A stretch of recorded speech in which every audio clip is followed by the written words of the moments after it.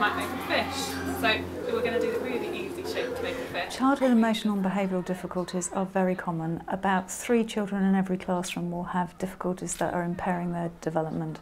So in STARS we're using an intervention that aims to enhance teachers' classroom management skills to see whether it improves child mental health, teachers' levels of stress and professional self-efficacy, and children's academic attainment. We have taken an existing excellent intervention called the Incredible Years Teacher Classroom Management course, which uses 6 one-day sessions spaced a month apart, during which teachers come along in groups of 10 and have a safe space in which to think about how they might do things differently.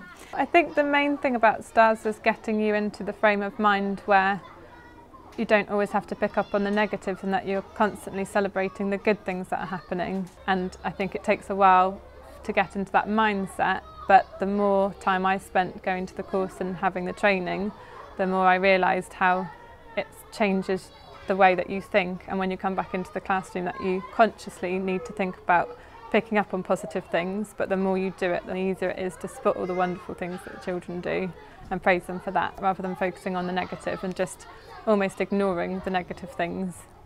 We're about halfway through a 5-year project, and whilst we can't look at our hard data for another couple of years, we're already hearing from teachers that they feel the children in their classrooms are more settled, they feel better able to do their jobs, and their classrooms are happier places. STARS training has given me lots of skills and tools that I can use. It's made me look into myself as a teacher. As I've had more things happening at school, I found that often my stress was half the cause for the behaviour in the classroom, and the STARS made me look at myself, learn how to calm down, praise the behaviour that I was looking for, and actually be really specific with what I needed, and it helped the children actually understand and use that kind of language with their friends as well.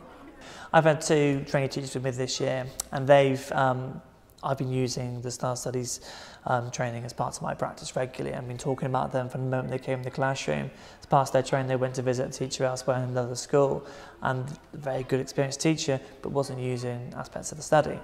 And they came back and they could say they noticed a huge difference in the way the classes were reacting. They were slowly getting more browbeaten, and that was having an impact on how they approached work.